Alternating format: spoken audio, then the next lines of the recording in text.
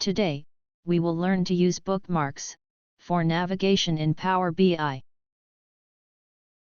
We have 5 dashboards: customers, employees, orders, products, and sales. We will use bookmarks to navigate between these dashboards.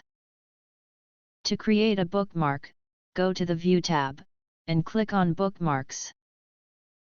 This will open up a Bookmarks area, where you can add and remove bookmarks. Click on the Add button, to add a bookmark. This bookmark belongs to the currently opened dashboard or visual. For example, in this case, it will open the Customers dashboard. Rename the bookmark to Customers. Open the next dashboard, and add another bookmark. Rename the bookmark as Employees. Open the Orders dashboard, and add a bookmark for that dashboard. Rename this bookmark as well. Open the Products dashboard and add a bookmark named Products. Finally, add a bookmark for the Sales dashboard, while the Sales dashboard is open. Now click on each bookmark, to navigate between dashboards. You can also add bookmarks to individual visuals. For example, let's turn on the focus mode for sales by state and province. Now, add a bookmark by the same name.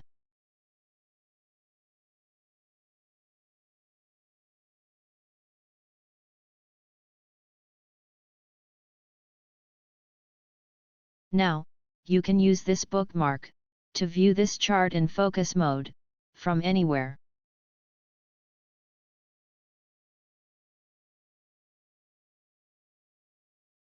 You can place bookmark icons on the dashboard itself. Add a bookmark from Buttons menu on the Insert tab. In the Action area, select a bookmark you want to link to this bookmark button. Now click on this bookmark button while pressing the Control key. It will take you to the same place the bookmark would have.